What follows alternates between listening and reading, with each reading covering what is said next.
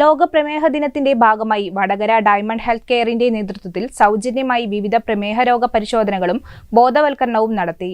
Diamond health കെയറിൽ നടന്ന പരിപാടി കെ രമ MLA ഉദ്ഘാടനം ചെയ്തു. തുടർന്ന് സാൻഡ് ബാങ്കിൽ കുട്ടികളുടെ കലാപരിപാടികളും അരങ്ങേറി.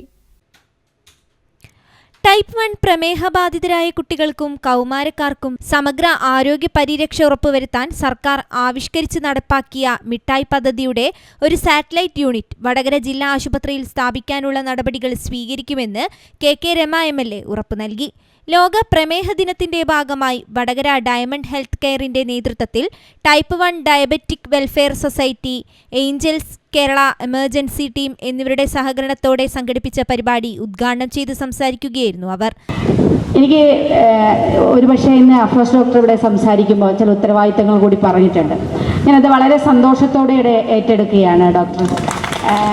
ഇത്തരത്തിലുള്ള ഈ പരിപാടികൾക്ക് തീർച്ചയായിട്ടും ജനപ്രതിനിധി എന്ന നിലയ്ക്ക് നിങ്ങളോടൊപ്പം എന്താണോ ചെയ്യേണ്ടത്, എൻ്റെ പരിമിതിക്കുള്ളിൽ നിന്ന് ചെയ്യാൻ കഴിയുന്നത് പൂർണ്ണമായിട്ടും കൂടെ നിന്ന് ചെയ്യും എന്നൊരു ഉറപ്പ് ആദ്യം തന്നെ തരികയാണ്. അതിനുവേണ്ടിയുള്ള പരിശ്രമങ്ങൾ നടത്തും. ടൈപ്പ് 1 ഡയബറ്റിക് കുട്ടികൾക്ക് സൗജന്യമായി വിവിധ പ്രമേഹ രോഗ പരിശോധനകളും ബോധവൽക്കരണവും ഡയമണ്ട് ഹെൽത്ത് കെയറിൽ നടന്നു. ജില്ലയിലെ രജിസ്റ്റർ ചെയ്ത മുഴുവൻ കുട്ടികളും രക്ഷിതാക്കളും ക്യാമ്പിൽ പങ്കെടുത്തു. ടൈപ്പ് 1 കുട്ടികൾക്കുള്ള ഇൻസുലിൻ ലഭ്യത ഉറപ്പുവരുത്തണമെന്ന് സംഘാടകർ അഭിപ്രായപ്പെട്ടു. നിലവിൽ കോഴിക്കോട് മെഡിക്കൽ കോളേജിനെയാണ് ഇവർ ആശ്രയിക്കുന്നത്. വടകരയിലെയും സമീപ പ്രദേശങ്ങളിലെയും 100-ലധികം കുട്ടികൾക്കും രക്ഷിതാക്കൾക്കും ഒട്ടേറെ പ്രയാസമാണ് ഇതുവഴി ഉണ്ടാകുന്നതെന്നും സംഘാടകർ ഓർമ്മിപ്പിച്ചു.